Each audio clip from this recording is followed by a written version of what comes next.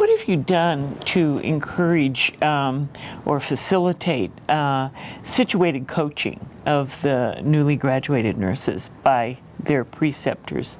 How do you make that happen? I know that it happens, but how do you create that? Right. So when we're in the class, we do go over that and really spend a lot of time on how to the preceptors to identify themselves as teachers, but a teacher in the sense of a clinical setting.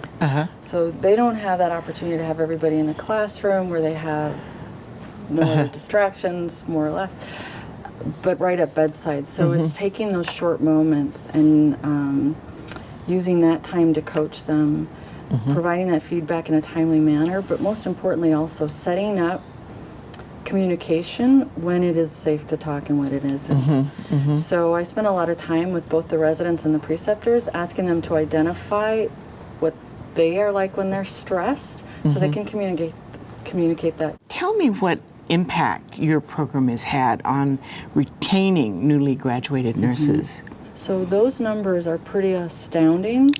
For this That's program. an amazing accomplishment. And we get a lot of feedback from them that this program was instrumental in helping them to feel supported. So I know that you counsel with the individual residents.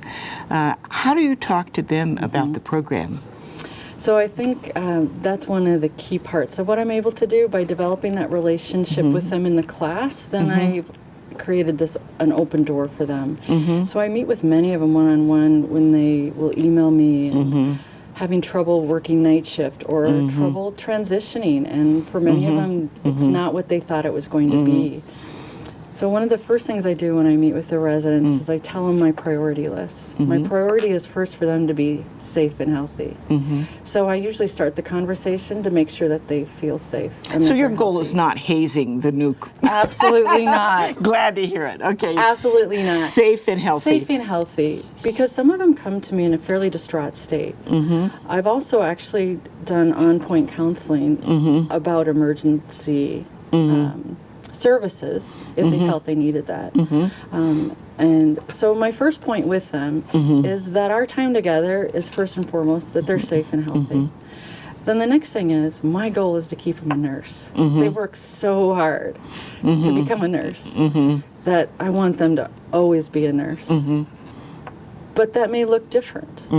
My nursing career over 30 years has changed often, but I've always been a nurse. Right.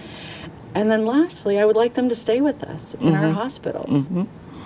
So once they know that that's my focus, they are very open and relaxed about talking about these things that are upsetting to them, or some of the roadblocks that they have, not only at work, but often personally as well. Right. So I'm not a trained counselor, but I'm present for them, and I listen to their stories. And then I often will refer them to our counseling services at the hospital. Great. And first and foremost, you're a nurse, so you understand. Yes.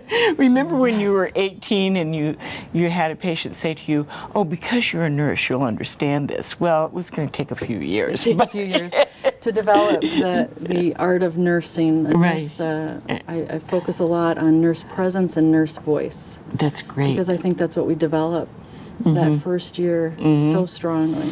Tell me what you mean by nurse presence and nurse voice. Right. So I really think that's what the residency program is about. We don't talk specifically about skills, how to put a Foley or an IV. That's our other programs.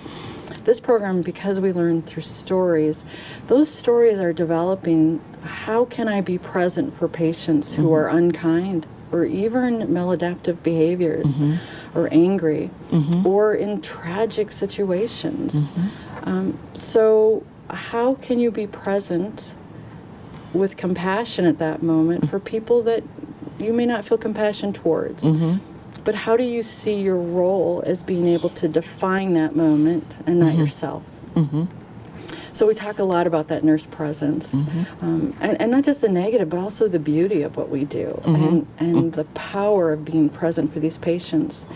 And when I ask the nurses at the end of the program, our last class, I always ask them, what story do you remember the most from this year? And the stories are always about their presence with patients. Nobody has ever once said, oh, I remember this time when I pushed labetalol. That's not what is nursing.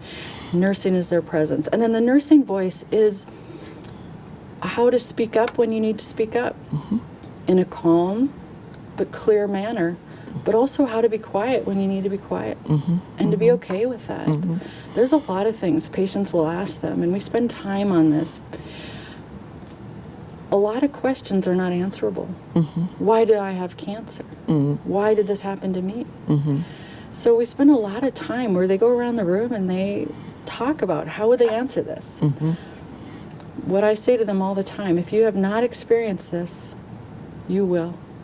So the more we can be prepared for that nurse presence, that nurse voice, as you're building that throughout this year, and we prepare it through hearing stories, and we hear, when this happened to you, I think, oh, how will I handle that?